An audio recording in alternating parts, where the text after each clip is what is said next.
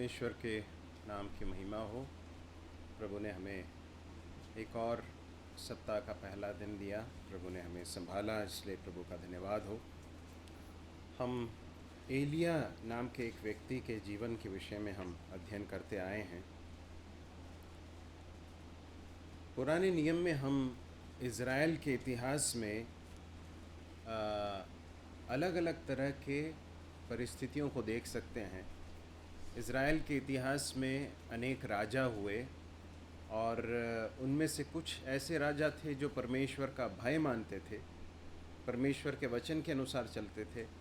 और जब वे परमेश्वर के वचन के अनुसार चलते थे तो इज़राइल एक राष्ट्र के रूप में आशीषित होता था। परमेश्वर उनको सुरक्षा देते थे, आशीष देते थे।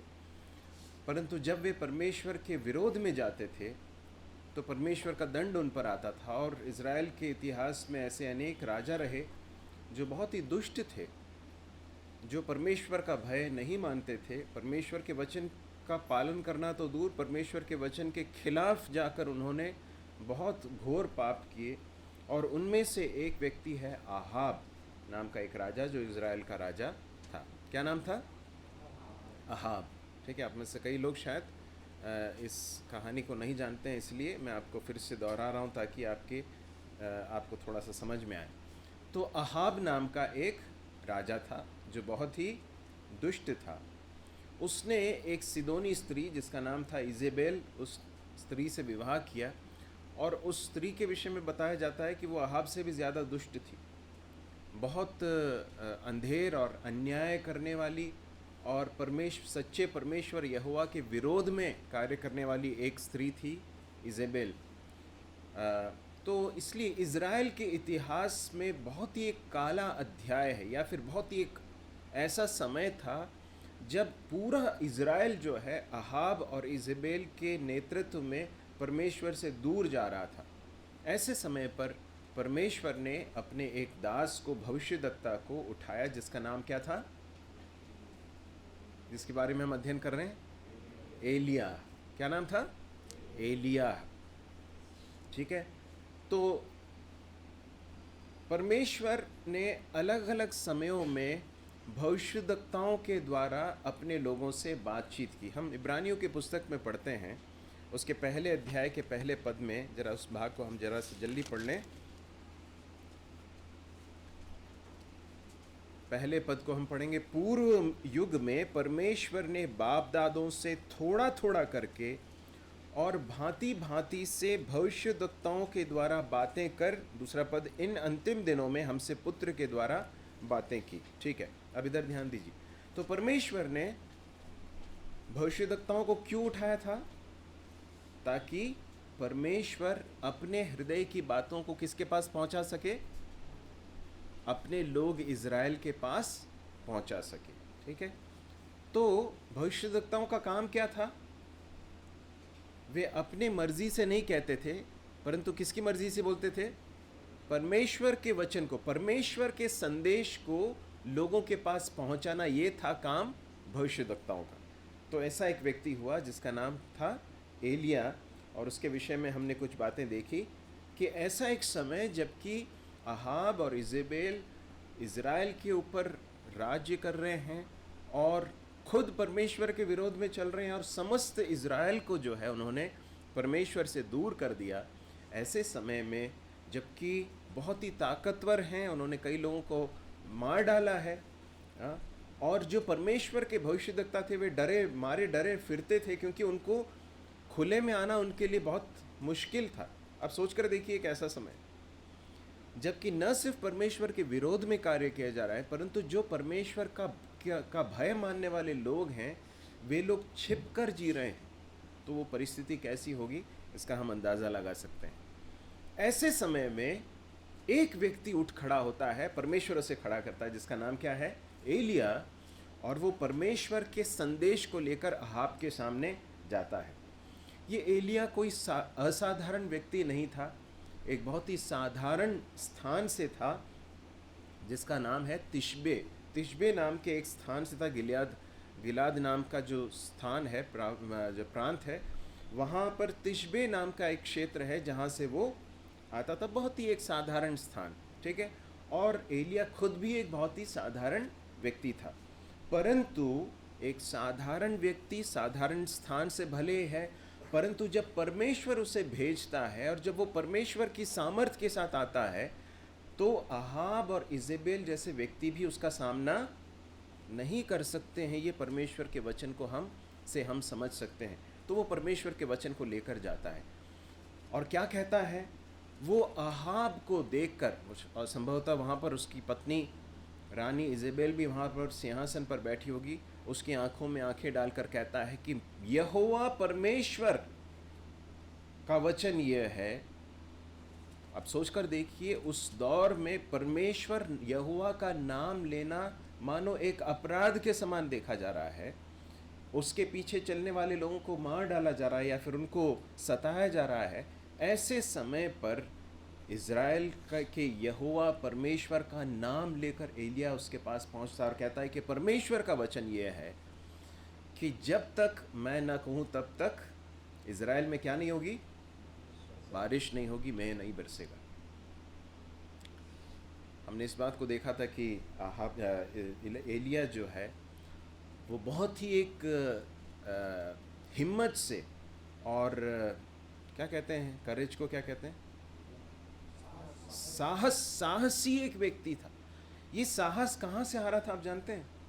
अपने आप में साहसी एक व्यक्ति नहीं था, क्योंकि आगे जाकर हम देखते हैं कि बीच में वो बहुत ज़्यादा डर भी गया था। तो एलिया के अंदर ये जो साहस है, ये कहाँ से आया, कैसे आया? क्योंकि वो किसकी सामर्थ से भरा हुआ था? परमेश्वर की सामर्थ से भरा हुआ था। मेरे प्रिय भाई और बहनों, हम बहुत ही साधारण व्यक्ति हो सकते हैं, आप बहुत ही एक साधारण स्त्री हो सकती हैं, बहन हो सकती हैं, भाई हो सकते हैं, लड़का हो सकते हैं, लड़की हो सकते हैं, परंतु जब परमेश्वर की सामर्थ आपके अंदर कार्य करती है तो आप असाधारण साहस के साथ लोगों के सामने खड़े होकर परमेश्वर की गवाही दे सकते हैं। क्या चाहिए उसके लिए? परमेश्वर की सामर्थ चाहिए। आपको याद है, प्रेरितों के काम की पुस्तक में प्रभु का वचन बताता है, प्रभु ने अपने शिष्यों से कहा, जब तक पवित्र आत्मा न आए तब तक तुम यरूशलेम में ठहरे रहना, और पवित्र आत्मा आएगा और तुम क्या पाओगे? सामर्थ पाओगे। और जब सामर्थ पाओगे तो क्या होगे? तुम यरूशलेम में, यहूदिया में, सामरिया में और संसार के कोने कोने तक क्या बन जाओगे? मेरे गवाह बनोगे। मेरे प्रिय भाइयों और बहनों, परमेश्वर ने हम विश्वासियों को उसके गवाह होकर इस संसार में ठहराया है। इस संसार में जहाँ पर अंधकार छाया हुआ है, जहाँ पर शैतान ने अपने अंधकार को पूरी रीति से व्याप्त करके रखा है, लोग परमेश्वर का भय नहीं मानते, सच्चे परमेश्वर को नहीं जानते हैं, जो परमेश्वर का भय मानते हैं उनके विरोध में चलने वाले इस माहौल में ध्यान से सुनिए, परमेश्वर ने हमें इसलिए रखा है ताकि हम उसके गवाह बने। डर कर, भयभीत होकर, दुबके रहने के लिए नहीं विश्वासियों को परमेश्वर ने रखा है, परंतु किसके लिए रखा है? साहस के साथ उसकी गवाही देने के लिए। लेकिन ये साहस कब आएगा? जब हम पवित्र आत्मा से परिपूर्ण होंगे। पवित्र आत्मा से परिपूर्ण होने का अर्थ क्या है? जब रोज हम परमेश्वर के वचन को पढ़ेंगे, परमेश्वर का आत्मा, पवित्र आत्मा हमसे जो कहेगा उसे हम मानेंगे, तब पवित्र आत्मा हमारे जीवन को अपने नियंत्रण में लेंगे, पवित्र आत्मा की सामर्थ हमारे अंदर प्रकट होगी, तब हम गवाह हो पाएंगे। हम यहाँ पर एलिया को परमेश्वर के एक गवाह के रूप में खड़े हुए देख सकते हैं, बहुत ही एक साहसी व्यक्ति के रूप में। और उसका कारण क्या है? वो परमेश्वर की सामर्थ से भरा हुआ एक व्यक्ति था। वो एक ऐसा व्यक्ति था, हमने देखा, इन बातों को जरा जल्दी से दोहरा रहा हूँ मैं, वो एक ऐसा व्यक्ति था जो अपने परमेश्वर को व्यक्तिगत रूप से जानने वाला परमेश्वर है। उसका नाम क्या था? उसके नाम का अर्थ क्या है? मेरा परमेश्वर यहोवा है, या फिर यहोवा मेरा परमेश्वर है। उसके नाम का अर्थ ये है। एलिया के जीवन से हम एक बात समझ सकते हैं कि वो व्यक्तिगत रूप से परमेश्वर को क्या करने वाला, जानने वाला एक व्यक्ति था। एक भाग में हम ऐसा पढ़ते हैं, दानियल की पुस्तक में ऐसा लिखा है, जो लोग अपने परमेश्वर यहोवा को जानते हैं, ध्यान से सुनिए, जो लोग अपने परमेश्वर को जानते हैं वे पराक्रम के काम करेंगे। Those who know their God will do valiantly. यदि हम चाहते हैं कि हमारा जीवन परमेश्वर के हाथों में उपयोगी हो, हम सामर्थ्य के साथ परमेश्वर के लिए काम आए, हम जब लोगों से बातचीत करते हैं तो परमेश्वर का आत्मा लोगों के साथ व्यवहार करे, हम जब उठ खड़े होकर लोगों से बातचीत करते हैं या कलीसिया में जब हम गवाही देते हैं या सेवकाई करते हैं, उस समय पर परमेश्वर का आत्मा काम करे, तो ज़रूरी है कि परमेश्वर की सामर्थ्य से लैस हों, परमेश्वर को जानने वाले व्यक्ति हों, those who know their God। प्रभु हमारी सहायता करे। हम देख सकते हैं कि एलिया एक ऐसा व्यक्ति था जो अपने परमेश्वर पर पूरी रीति से भरोसा करने वाला एक व्यक्ति था। कैसे जान सकते हैं? हमने कौन से भाग में इस संपूर्ण वाक्य को पढ़ा था? पहला राजा उसका 17वां अध्याय निकाल लीजिए। पहला राजा उसका 17वां अध्याय,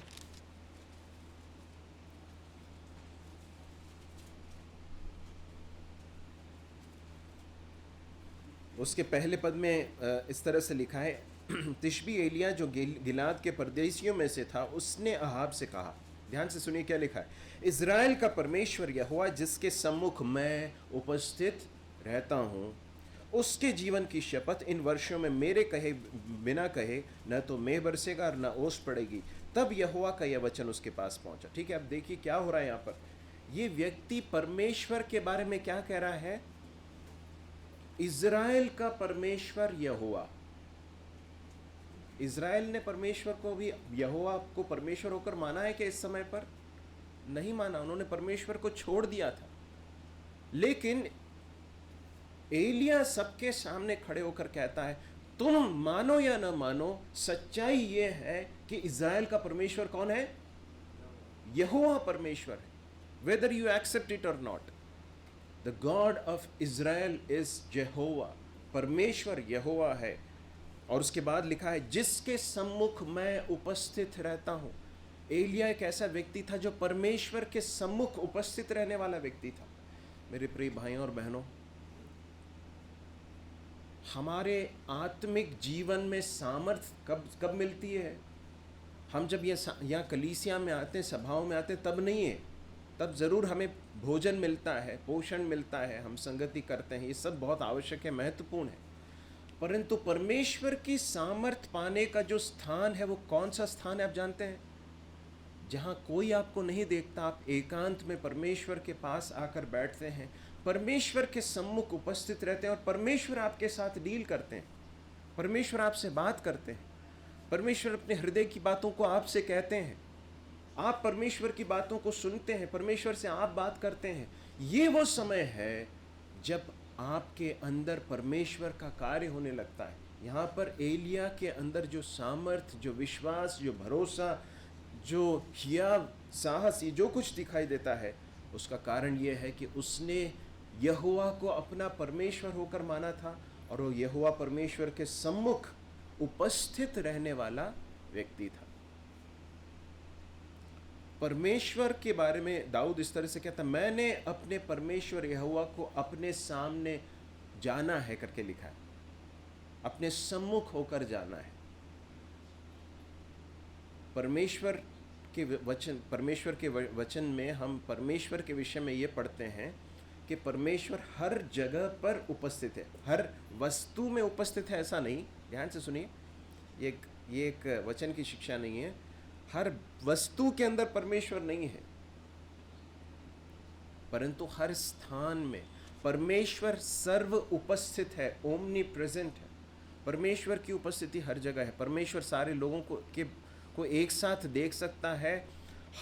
ये हमारी बुद्धि के बाहर है कि ऐसा कैसे हो सकता है, परंतु परमेश्वर सर्व उपस्थित है। परंतु एक विश्वासी परमेश्वर को अपने सम्मुख उपस्थित, परमेश्वर के सामने उपस्थित होता है कि नहीं, ये उसके ऊपर निर्भर करता है। परमेश्वर है, परंतु क्या मैं परमेश्वर की उपस्थिति के प्रति कॉन्शियस हूं, सजग हूं? रोज जब मैं अपने जीवन को जीता हूं, जब परमेश्वर के साथ चलता हूं, जब व्यक्तिगत रूप से मैं अपने समय को व्यतीत कर रहा हूं, जब मैं एकांत में हूं, उस समय पर सब, क्या मैं इस बात के प्रति मैं सजग हूं कॉन्शियस हूं कि मैं परमेश्वर की उपस्थिति में चलने वाला व्यक्ति हूं। आप देखिए, पुराने नियम में हो, नए नियम में हो, जो लोग इस तरह से जीते थे, उनके अंदर हम परमेश्वर की सामर्थ को देख सकते हैं। हम उनको पाप से लड़ते हुए विजयी होते हुए देख सकते हैं, है ना। यूसुफ क्या कहता है, मैं अपने परमेश्वर यहोवा के विरुद्ध इस पाप को कैसे कर सकता हूं। अब देखिए, उस परिस्थिति को जरा सोच कर देखिए। उस परिस्थिति में यूसुफ और पोतीपर की पत्नी के अलावा और कोई नहीं है। वहां लिखा है स्पष्ट रूप से, उस घर में और कोई नहीं था। और साधारण बुद्धि से, मानुषिक बुद्धि से देखा जाए तो सोच कर देखिए, आज भी जब हम एकांत में रहते हैं तो हमारे मन में अक्सर विचार क्या आता है कि हम अकेले हैं। सही आता है ना, हम अकेले हैं। परंतु सच्चाई ये है क्या? सच्चाई ये नहीं है। परमेश्वर हमेशा हमारे साथ होते हैं, परंतु ये हर व्यक्ति के ऊपर निर्भर करता है कि वो परमेश्वर की उपस्थिति के प्रति कॉन्शियस है कि नहीं।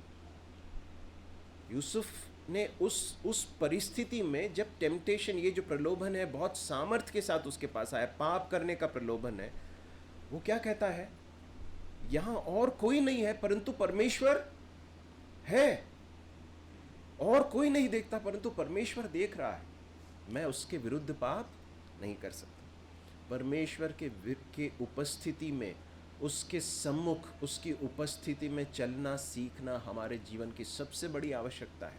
वहाँ से हमें सामर्थ्य मिलती है। प्रभु हमारी सहायता करे। और उसके बाद फिर हम देखते हैं कि एलिया एक ऐसा व्यक्ति था जो मनुष्यों को प्रसन्न करने की फिराक में नहीं था। वो जानता था कि वो जो कुछ कह रहा है उसका बहुत बड़ा प्रभाव होने वाला है। क्या हो सकता है? उसकी जान तक जा सकती है। क्या इसमें कोई खतरा है? क्या बिल्कुल खतरा है।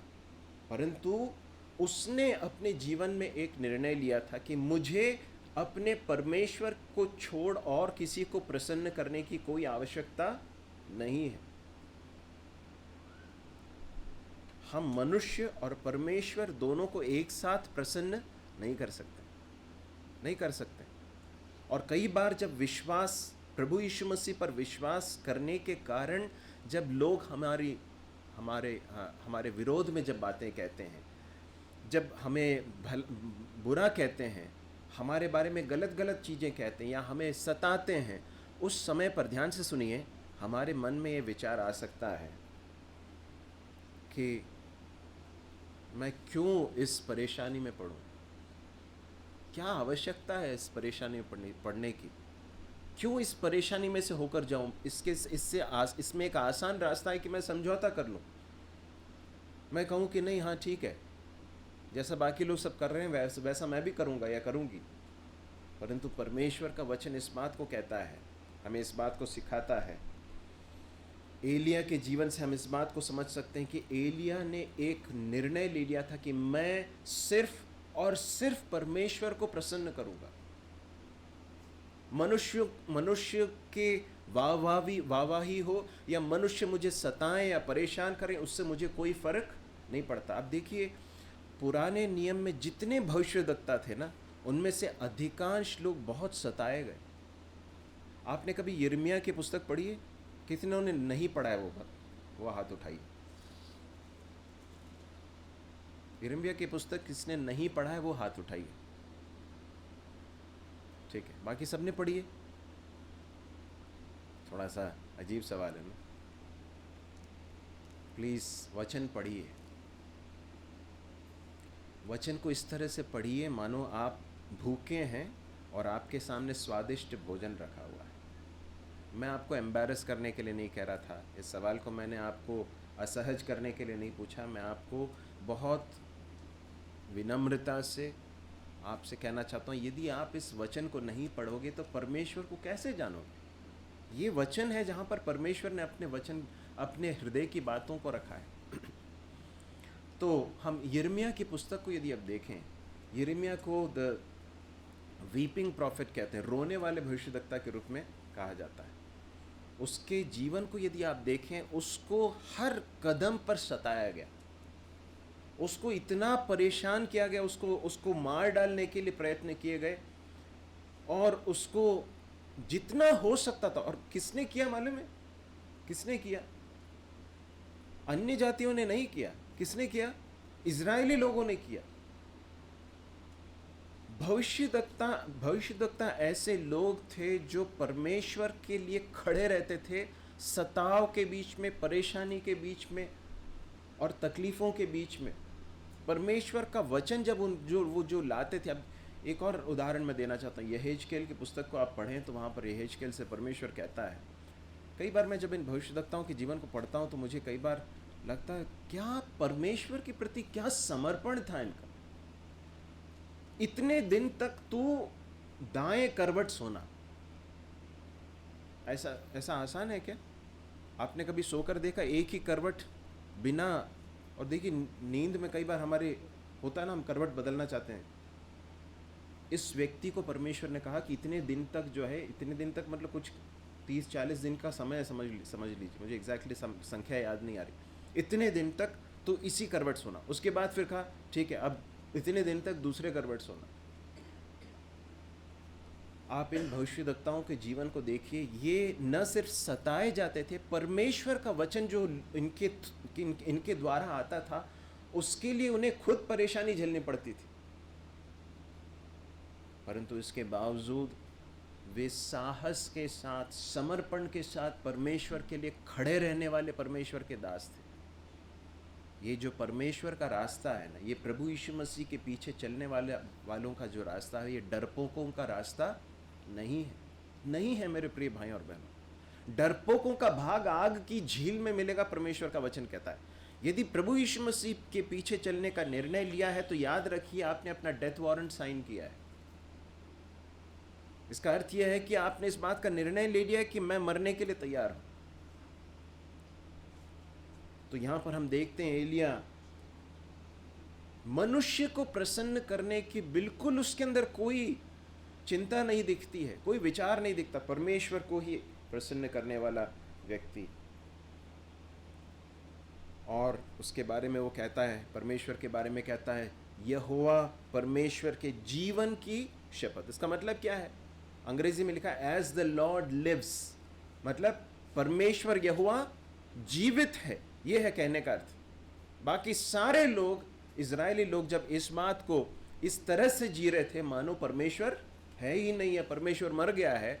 एक व्यक्ति है जो खड़े होकर ललकार रहा है कि परमेश्वर यहोवा मरा नहीं है, परमेश्वर यहोवा जीवित है।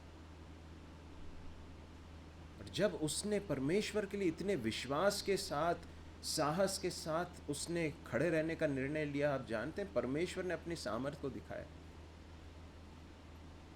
परमेश्वर ऐसे लोगों को ढूंढ रहा है जो पूरी रीति से उसके लिए बिके हुए हैं, जो परमेश्वर के लिए साहस के साथ खड़े रहने के लिए तैयार हैं, ताकि परमेश्वर अपनी सामर्थ को उनके द्वारा दिखा सके।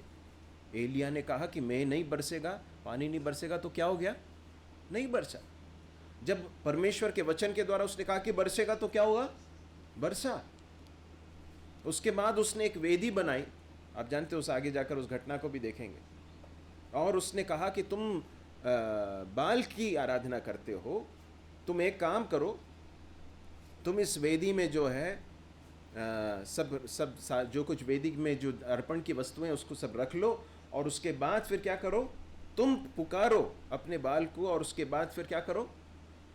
प्रार्थना करो। तो हम देखते हैं कि कौन प्रार्थना सुनता है। वे लोग पुकारते रहे सुबह से लेकर सांझ तक, अपने आप को चाकुओं से, तलवारों से सब मारने लगे और चिल्ला रहे थे। कोई कुछ नहीं हुआ। उसके बाद आप जानते हैं एलिया ने क्या किया? आप सोच कर देखिए, परमेश्वर के महिमा, परमेश्वर के सम्मान के प्रति कितना कॉन्फिडेंस रखने वाला व्यक्ति था ये। उसने क्या कहा? एक काम करो, तुमने तो ऐसे सिर्फ सूखी वेदी रखी थी ना, एक काम करो, तुम उस वेदी के चारों ओर गड्ढा बनाओ। गड्ढा बनाकर जो है उसने उसमें पानी भर दिया, उस वेदी के ऊपर से डाला, और वो पानी भर कर जो है इस तरह से लबालब भर गया कि काफ़ी पानी हो गया। ये क्यों किया आप जानते हैं? ताकि किसी को ये कहने का मौका ना मिले कि ये अपने आप से हो गया, गर्मी इतनी थी, लू चल रही थी तो जो है आग लग गई। कोई संभावना नहीं छोड़ी उसने। और उसके बाद उसने परमेश्वर यहोवा को पुकारा, और उसके बाद क्या लिखा मालूम है? स्वर्ग से आग उतरी और उस आग ने उस वेदी पर जो अर्पण की वस्तुएं थी उसको पूरा भस्म कर दिया। और न सिर्फ उस वेदी के ऊपर रखी हुई वस्तुओं को भस्म किया, परंतु वो पूरा जो पानी है वो पूरा सूख गया उस गर्मी से। आप परमेश्वर के लिए खड़े होकर देखिए, परमेश्वर अपनी सामर्थ्य को आपके जीवन के द्वारा दिखाएगा। परमेश्वर की महिमा, परमेश्वर के आदर के लिए यदि आप जेलस हैं, आपके अंदर उसके लिए जलन है, तो परमेश्वर ऐसे लोगों के पक्ष में खड़े होकर अपनी सामर्थ्य को दिखाने के लिए तत्पर है। प्रभु हमारी सहायता करे। उसके बाद फिर हमने वापस आ जाएं 17वें अध्याय में। उसके बाद हमने इस बात को देखा था कि दूसरे पद से 7वें पद तक हमने देखा था कि परमेश्वर उससे उस संदेश के बाद कहाँ पहुँचा देता है? कहाँ पहुँचा देता है? केरीत नाले के पास में पहुँचा देता है। हाँ, परमेश्वर उसे उस महल से वापस एक अनजाने स्थान में पहुँचा रहा है, और उस नाले में जो है पानी है, वहाँ से पानी मिलेगा। अब ऐसा क्यों? क्योंकि समस्त इज़राइल में अब क्या हो गया? अकाल पड़ गया। क्यों अकाल पड़ गया? क्योंकि पानी नहीं बरसा, अकाल पड़ गया। लेकिन परमेश्वर ने उसके लिए पहले से एक स्थान तैयार करके रखा था, जहाँ पर वो जाता है, वहाँ पर रहता है, और वहाँ पर वो सुरक्षित है। परमेश्वर की सुरक्षा है, परमेश्वर का प्रावधान भी है। परमेश्वर ने उसके लिए भोजन की और पानी की व्यवस्था करके रखी है, और वहाँ पर परमेश्वर उसे पालता है करके हम देख सकते हैं। एक और बात हमने जो देखी थी वो यह है, परमेश्वर हमारे भक्तों के जीवन में हमेशा करीत का अनुभव देता है, जहाँ पर परमेश्वर उन्हें कुछ समय तक एक अनजाने स्थान पर मानो उनको अकेला रखकर परमेश्वर उन्हें तैयार करता है ना। और जो उस स्थान पर विश्वास योग्यता के साथ परमेश्वर के पर भरोसा करते हुए टिके रहते हैं, परमेश्वर आगे जाकर उनको अपनी महिमा के लिए इस्तेमाल करता है। ये वो स्थान था जहाँ पर परमेश्वर का प्रावधान है, ये वो स्थान है जहाँ पर परमेश्वर की सुरक्षा है। इसके अलावा और कोई स्थान नहीं है। यदि परमेश्वर की आज्ञा को न मानते हुए एलिया किसी और स्थान पर जाता तो क्या होता? वहाँ पर भूखों मर जाता, या फिर वो क्या हो जाता? हो सकता है कि अहाब के द्वारा पकड़ा भी जाता। परमेश्वर ने जो स्थान उसके लिए निर्धारित किया वो स्थान कौन सा है? करीत है। अभी फिलहाल परमेश्वर ने जो स्थान रखा वो कौन सा है? करीत है। देखिए इस बात को ध्यान से सुनिए, परमेश्वर की इच्छा के अनुसार अपने जीवन के कदम बढ़ाना बहुत ही आवश्यक है। अपनी इच्छा, अपनी मर्जी, अपने योजनाओं के तहत यदि आप निर्णय लेंगे तो अपने जीवन को बहुत बड़ी परेशानी में डाल सकते हैं। परंतु यदि परमेश्वर की इच्छा के लिए आप देंगे, फिर चाहे वो कोई भी स्थान क्यों ना हो, वहाँ पर सबसे उत्तम स्थान है, सबसे सुरक्षित स्थान है। वहाँ पर परमेश्वर आपको पालेगा, परमेश्वर आपकी सहायता करेगा। ये वो स्थान है जहाँ पर परमेश्वर ने एलिया को स्मरण दिलाया कि मैं नियंत्रण में हूँ, मैं नियंत्रण में हूँ। उसके बाद फिर हम देखते हैं कि परमेश्वर उसके आवश्यकताओं की पूर्ति करता है, और वो परमेश्वर की आज्ञा के अनुसार जो है वो वहाँ पर जाता है और वहाँ पर ठहरता है। ठीक है, हम उसके 5वें पद को पढ़ेंगे। यहोवा का यह वचन मानकर वह यर्दन के पूर्व में करीत नामक नाले में जाकर छिपा रहा। परमेश्वर के वचन को मान लिया, है ना, कोई सवाल नहीं किया, परमेश्वर के वचन को मान लिया, और वहाँ पर जाकर परमेश्वर के द्वारा वहाँ पर पाला जाता है। ठीक है, अब क्या हुआ उसके बाद? फिर 7वें पद को पढ़ें।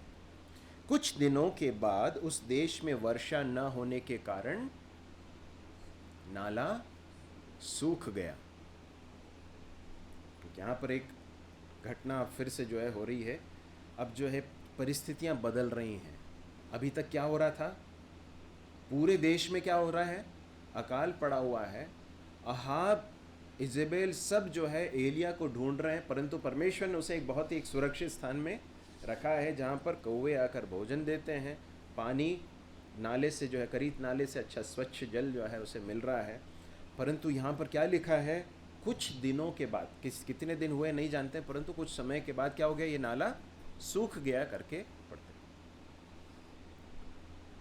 सोच कर देखिए, रोज जो है एलिया उठता होगा सुबह, जो है आपने कभी नाले, ये जो नाला बोलते हैं तो हमारे यहाँ पर जो गंदा नाला वो नहीं सोचिए, नाला जो यहाँ पर है उसका अर्थ है स्ट्रीम, बबलिंग ब्रूक जो है वो, हाँ, जो झरने देखें छोटे, जो झरने होते हैं गाँव में आपने देखे होंगे, पहाड़ों से निकलते हुए देखते हैं, तो वहाँ से एकदम शुद्ध पानी जो है वो निकलता है, और वो जब गिरकर बहता है ना तो उसमें बहुत सुंदर कल कल की आवाज़ आती है ना। आप ऐसे प्रकृति के क्षेत्रों को जब जाएंगे, ऐसे स्थानों पर जाएंगे तो आपको दिखाई देगा।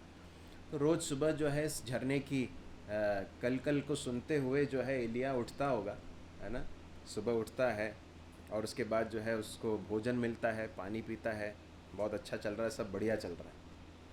कुछ धीरे धीरे करके जो है देखता है कि वो झरने की जो के पानी की जो तादाद है वो धीरे धीरे क्या हो रही है, कम हो रही है कर, पहले जैसी आवाज़ नहीं रही। उसके मन में विचार आ रहा हो कि ये क्या हो क्या रहा है। कुछ दिनों के बाद देखा कि उसका आकार और कम होता जा रहा है। एक दिन देखा तो है ही नहीं, ख़त्म, सूख गया। देखिए, परमेश्वर का वचन हमें एक बड़ी सच्चाई स्मरण दिलाता, वो ये है कि हमारे जीवन की परिस्थितियां हमेशा एक समान नहीं होती हैं। विश्वासी जीवन में परिस्थितियां हमेशा हमारे अनुकूल नहीं होती हैं। परिस्थितियों में हमेशा परिवर्तन आते रहता है। कुछ समय पहले तक एलिया कहाँ पर था? अपने गांव में तिशबे में रहता था, साधारण जीवन जी रहा था। अचानक क्या हो गया? परमेश्वर ने उसको कहाँ भेज दिया? महल में भेज दिया। वहाँ पर बड़े परमेश्वर के संदेश को सुनाने के बाद फिर कहाँ भेज दिया? करीत नाले में भेज दिया। अब करीत नाले में सब कुछ अच्छा चल रहा है, लेकिन अब क्या हो गया? नाला सूख गया, है ना। एलिया सोच के मन में विचार आ सकता है कि अरे, ये एक साधन था जिसके द्वारा मेरा भरण पोषण हो रहा था, मेरा पालन पोषण हो रहा था, ये क्या हो गया? अब ये सूख गया। क्यों? क्या एलिया ने कुछ गलत किया था? क्या? आप लोग बोल क्यों नहीं रहे? कुछ गलत किया था?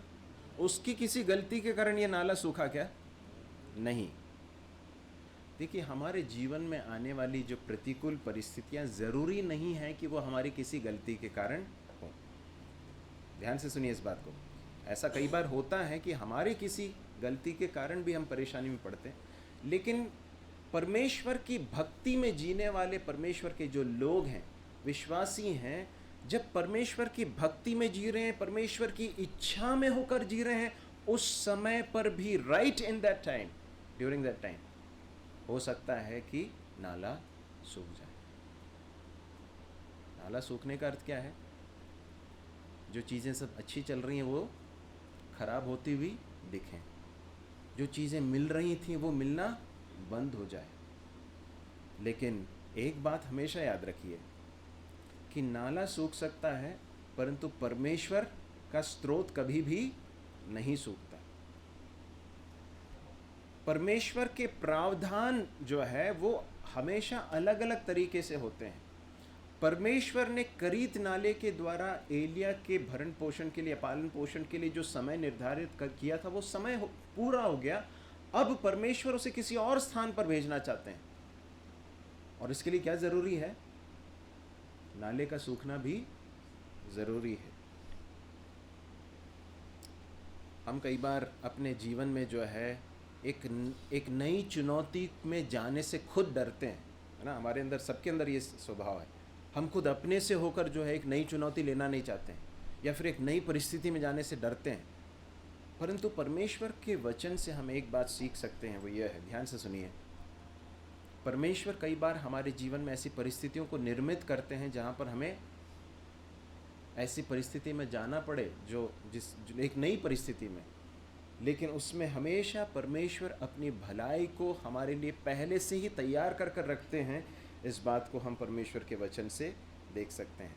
कभी भी इस बात को भूलना नहीं है कि हमारा पालन पोषण जो है कौवों के द्वारा आए हुए भोजन के द्वारा या फिर करीत नाले से नहीं होता है, परंतु परमेश्वर से होता है, जिसने उन्हें आज्ञा दी है। आप समझ रहे हैं इस बात को? एलिया का पालन पोषण कौओं के द्वारा दिए जा रहे उस भोजन से या उस जल से जो करीत नाले में था उसके द्वारा नहीं हो रहा था। किसके द्वारा हो रहा था?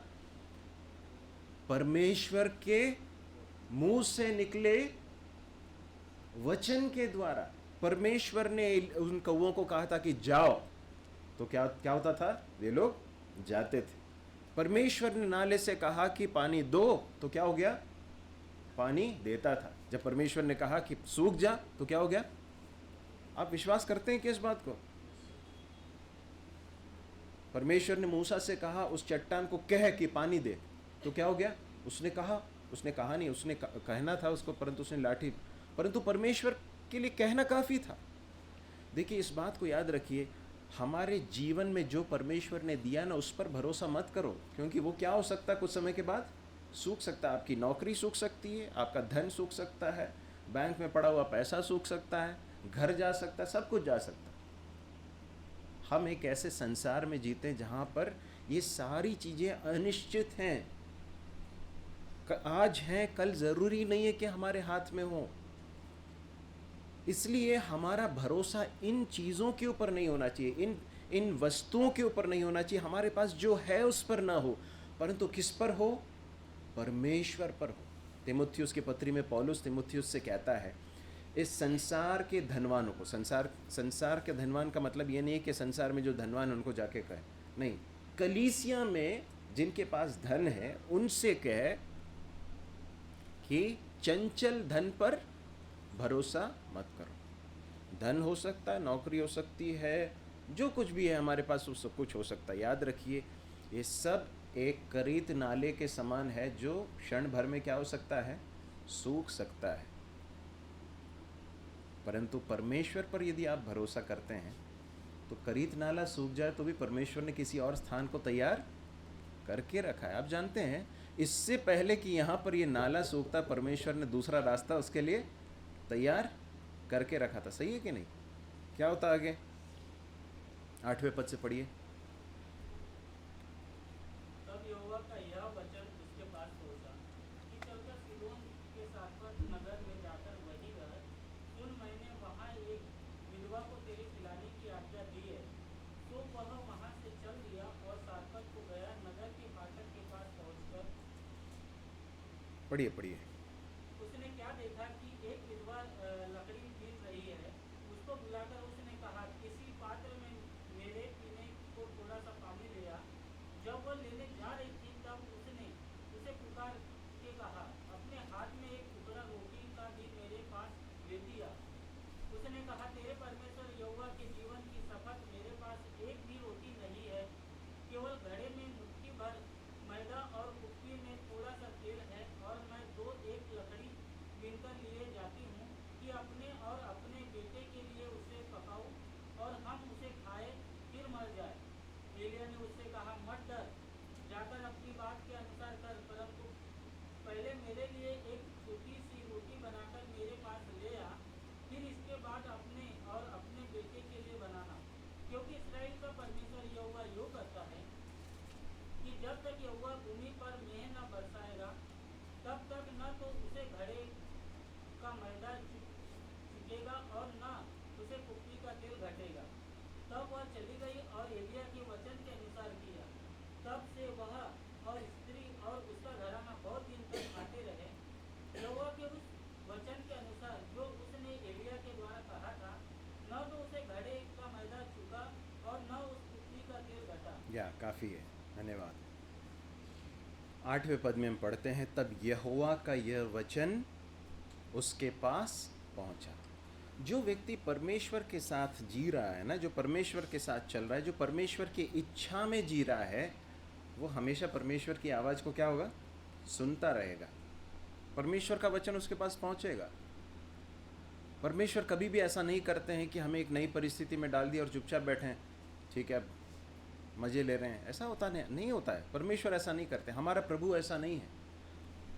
हमें एक नई परिस्थिति में यदि परमेश्वर ने डाला है, यदि अभी वर्तमान में परिस्थितियों में बदलाव आया है, यदि हमारे सामने एक नई चुनौती आकर खड़ी हो गई है, तो याद रखिए परमेश्वर का वचन हमारे पास ज़रूर पहुंचेगा यदि हम परमेश्वर के साथ संपर्क में हैं, यदि परमेश्वर की इच्छा के अनुसार जी रहे हैं। तो परमेश्वर बातें करना बंद नहीं करते हैं, परमेश्वर हमसे बात करेंगे, है ना। तो इसलिए बहुत ज़रूरी है कि हम इस बात को सुनिश्चित करें कि हम परमेश्वर के साथ के जीवन में चल रहे हैं, तब हम परमेश्वर की आवाज़ को सुन पाएंगे, तब परमेश्वर हमसे बातें करेंगे। तो क्या लिखा है, परमेश्वर का वचन उसके पास पहुंचा। एलिया के मन में विचार आया होगा कि अब क्या होगा प्रभु। तभी परमेश्वर का वचन उससे कहता, प्रभु उससे बातें करता है। पौलुस के बारे में हम पढ़ते हैं कि वो बंदी गृह में था। उस समय पर प्रभु यीशु मसीह उसके पास आकर कहते हैं कि मत डर, जिस तरह से तूने यहाँ पर गवाही दी है, तुझे वहाँ पर भी गवाही देने होंगी। इस नगर में मेरा भय मानने वाले लोग बहुत सारे हैं, तू मत डर, मेरी गवाही दे। मेरे प्रिय भाई और बहनों, परमेश्वर की उस मधुर आवाज़ को सुनना, प्रभु के उस वचन को पाना कि मैं तेरे साथ हूँ, तू मत डर। तेरी परिस्थिति तेरे विरोध में है, तेरे आवश्यकताएं जो हैं वो बढ़ रही हैं। हो सकता है तेरे पास अभी जो साधन है वो सब खत्म हो रहे हैं, लेकिन तू मत डर, क्योंकि मैंने तेरे लिए प्रावधान किया है। जो परमेश्वर पर भरोसा न करते हुए मनुष्यों के ऊपर भरोसा करते हैं, वो क्या होता मालूम है, वो लज्जित होते हैं।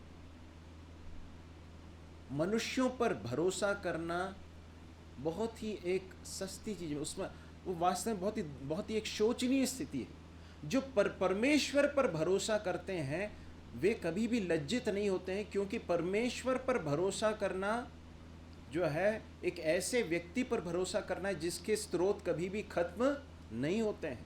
मनुष्य के स्रोत खत्म हो सकते हैं, इसलिए मनुष्यों से कभी आशा मत कीजिए, मनुष्यों से उम्मीद मत कीजिए, परमेश्वर से उम्मीद कीजिए। परमेश्वर है जो आपकी सारी आवश्यकताओं को पूरा करने के लिए सक्षम है और विश्वास योग्य है। तो वहाँ पर परमेश्वर का वचन कहता है, क्या कहता है, चल कर सीदोन के सारपत नगर में जाकर वहीं रह, सुन मैंने वहाँ की एक विधवा को तेरे खिलाने की आज्ञा दी है।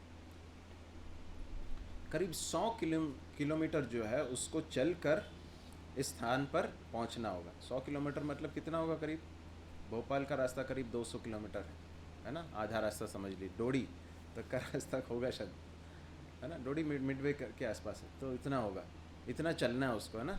और ये क्षेत्र जो है कहाँ से होकर जाता मालूम है, आहाब के क्षेत्र में से होकर जाता है ना।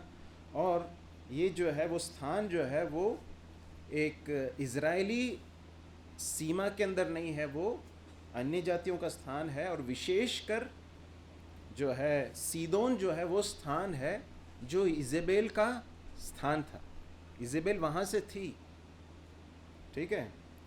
और वहाँ पर सारपत नाम के एक नगर में परमेश्वर ने एलिया को पालने का निर्णय लिया। जब परमेश्वर किसी भक्त की आवश्यकताओं को पूरा करने के लिए, उसको सुरक्षा देने के लिए परमेश्वर जब निर्णय लेते हैं, तो कई बार परमेश्वर उसे वहाँ पहुँचाते हैं जो उसके लिए सबसे ज़्यादा खतरनाक स्थान हो सकता है, लेकिन वहाँ पर उसकी सुरक्षा देकर या उसकी आवश्यकताओं को पूरा करके परमेश्वर इस बात को प्रमाणित कर देते हैं कि मेरे समान और कोई नहीं है, there is none like me, कोई नहीं है जो मेरे समान कर सकता है। आपको याद है पुराने नियम में एक और व्यक्ति है जो इसी के साथ, जिसका नाम आता है, जिसके साथ परमेश्वर ने ऐसा किया, कौन है? एलिया के साथ एक और व्यक्ति का नाम नए नियम में भी हम पाते हैं, कौन है वो?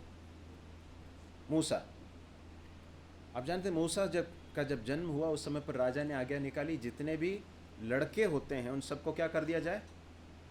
फिरौन ने जो है या मिस्र का राजा था, उसने कहा इजरायली जितने भी लड़के होते हैं सबको मार डाला जाए।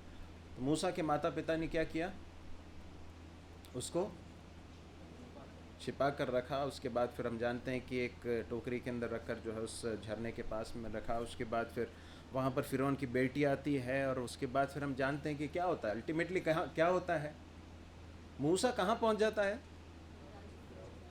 राजमहल में पहुँच जाता है। सोच कर देखिए, परमेश्वर अपने लोगों को, इजरायली लोगों को मिस्र की गुलामी से, फिरौन की गुलामी से छुड़ाने जा रहा है। और उसके लिए किसको तैयार कर रहा है? मूसा को तैयार कर रहा है। और उसका सारा बिल पेमेंट कौन कर रहा है? फिरौन कर रहा है। पूरी तैयारी का, उसको पालना, उसको पोसना, उसको प्रशिक्षित करना, उसको मिलिट्री ट्रेनिंग, उसकी शिक्षा, सबसे बेस्ट। और वो किसके खर्चे पर हुआ? फिरौन के खर्चे पर। उसको मालूम था कि क्या हो रहा है। फिरौन को अंदाजा भी नहीं होगा कि उसके घर में कौन पल रहा है। ये है हमारा परमेश्वर। और परमेश्वर यहाँ पर सारपत नाम के एक स्थान पर, जो कि इजेबेल का स्थान है, ये सीदोन जो है इजेबेल का स्थान है, वो वहाँ की है जहाँ पर उसके ऊपर उसका बहुत बड़ा प्रभाव है। परंतु वहाँ पर परमेश्वर सारपत नाम के एक स्थान पर परमेश्वर भेज देता है इसको, है ना। और क्या कहता है कि वहाँ जाकर मैंने एक विधवा को तेरे विधवा को क्या लिखा है? खिलाने की आज्ञा दी है करके हम पढ़ते हैं। देखिए, हम जानते हैं साधारण रूप से, बहुत ही एक साधारण रूप से ऐसा होता है कि उस समय पर जो एक विधवा है तो उसके आर्थिक स्रोत बहुत कम है ना। और इस स्त्री के बारे में, इस विधवा स्त्री के बारे में बता रहे हैं कि वो बहुत ही ज़्यादा गरीब है। अच्छा, उसकी गरीबी के बारे में प्रभु ने कुछ नहीं कहा। प्रभु ने कहा कि एक विधवा के पास मैं तुझे पहुंचा रहा हूँ, है ना, वहाँ पर जा और मैंने उसे तेरे खिलाने के लिए आज्ञा दी है ना। लेकिन वहाँ जब जाता है तो क्या देखता है? वो देखता है कि एक विधवा लकड़ी बीन रही है। उसको बुलाकर उसने कहा, किसी पात्र में मेरे पीने के लिए थोड़ा पानी लिया। जब वो लेने जा रही थी तो उसने पुकार के कहा, अपने हाथ में एक टुकड़ा रोटी भी मेरे पास लेती आ। उसने कहा, तेरे परमेश्वर यहोवा के जीवन की शपथ, मेरे पास एक भी रोटी नहीं है, केवल घड़े में मुट्ठी भर मैदा और कुप्पी में थोड़ा सा तेल है, और मैं 2-1 लकड़ी बीन कर लिए जाती हूँ कि अपने और अपने बेटे के लिए उसे पकाऊं, हम खाएं और फिर मर जाएं। मतलब इतनी भयानक गरीबी, अकाल का समय है उस समय पर। यह स्थान इतना भयानक, इतनी भयानक स्थिति में कि इस विधवा के पास खाने के लिए भोजन तक नहीं है। वो है और उसका बेटा है, और उनके पास अंतिम भोजन की तैयारी है, बस उसके बाद कुछ नहीं है। वो कह रही है कि इसे खाकर में हम लोग मर जाएंगे। ऐसी एक स्त्री के पास, ऐसी एक व्यक्ति के पास परमेश्वर क्यों अपने दास को भेज रहे? जानते हैं, एलिया को परमेश्वर ने बहुत सामर्थ्य के साथ उपयोग किया ना। परमेश्वर ने उसके जीवन के द्वारा बहुत कुछ किया। लेकिन परमेश्वर एलिया के जीवन के द्वारा कुछ करे, उसके लिए बहुत ज़रूरी है कि परमेश्वर एलिया के जीवन में भी काम करे। प्लीज़ लिसन टू दिस, ध्यान से सुनिए। यदि आप चाहते हैं कि परमेश्वर आपके द्वारा काम करे, तो बहुत ही ज़रूरी है कि परमेश्वर आपके जीवन में पहले काम करे। उसके बिना इसको कोई शॉर्टकट नहीं है। आप जो है बहुत जानकारी बढ़ाकर, कमेंट्रीज पढ़ के, और उसके बाद फिर जो है कोई किताबें पढ़कर या बहुत प्रैक्टिस करके ये आत्मिक जीवन की सामर्थ्य नहीं पा सकते हैं। ये कब होगा? ये कब होगा? जब हम परमेश्वर के ऊपर संपूर्ण रूप से भरोसा करने के लिए अपने आप को देते हैं। यहाँ पर हम देखते हैं कि ये जो गरीब विधवा है, जिसके पास कुछ नहीं है, उसके पास परमेश्वर उसे भेजते हैं। क्यों? इस समय पर परमेश्वर एलिया को एक बड़ा महत्वपूर्ण पाठ सिखाना चाहते हैं कि तेरी परवरिश, तेरा पालन पोषण जो है वो परिस्थितियों के ऊपर निर्भर नहीं है, मेरे ऊपर निर्भर है। मैं यदि चाहूँ तो तुझे राजमहल में भी पाल सकता हूँ, और मैं यदि चाहूँ तो मैं तुझे एक गरीब विधवा के पास, जिसके पास खाने के लिए भोजन तक नहीं है, वहाँ पर भी मैं रखकर तुझे पाल सकता हूँ। इसलिए अपने जीवन की परिस्थितियों में कभी भी परमेश्वर को दोष मत दीजिए। कभी भी ये मत सोचिए कि मेरे जीवन में क्या परिस्थिति है। परमेश्वर ने आपको जहाँ रखा है, जिस स्थिति में रखा है, वहाँ पर रखकर परमेश्वर आपको पाल सकता है, आपकी आवश्यकताओं की पूर्ति कर सकता है और अपने नाम की महिमा कर सकता है।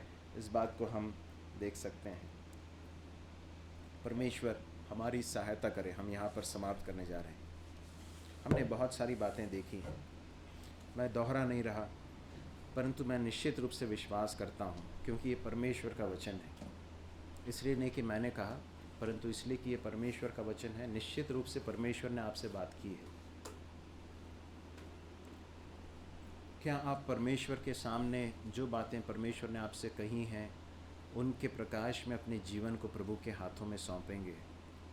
प्रभु से कहेंगे, प्रभु मेरा जीवन ऐसा है, जो कुछ भी आप देख रहे हैं प्रभु, मेरे जीवन में यहाँ पर पराजय है, यहाँ पर कमी है, यहाँ पर पाप है प्रभु, यहाँ पर मैंने आपके हृदय को दुखित किया है प्रभु, ये क्षेत्र है जहाँ पर मेरा विश्वास बहुत कम है।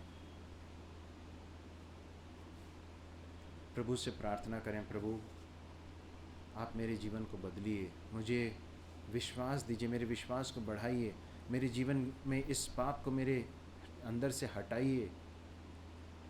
जो भी प्रभु ने आज आपको दिखाया है, आपके साथ व्यवहार किया, ये समय है। और आगे जाकर मैं आपसे निवेदन करना चाहता हूँ कि कृपया प्लीज़ घर में जाने के बाद भी जब आप शांत होकर परमेश्वर के पास बैठते हैं, उस समय पर परमेश्वर से कहें, प्रभु मेरे साथ व्यवहार कीजिए, मुझसे बातचीत कीजिए, मेरे अंदर अपना कार्य कीजिए, मेरे अंदर कीजिए, मुझे बदलिए प्रभु। और फिर प्रभु मुझे अपने सामर्थ्य के लिए उपयोग कीजिए, अपने सामर्थ्य के द्वारा मुझे अपने महिमा के लिए उपयोग कीजिए। प्रभु हमारी सहायता कीजिए। कोई भी एक भाई इन सारे बातों के सच्चाइयों के प्रकाश में हम सभी को परमेश्वर के हाथों में सौंपें। परमेश्वर के नाम की महिमा हमेशा तक होती रहे।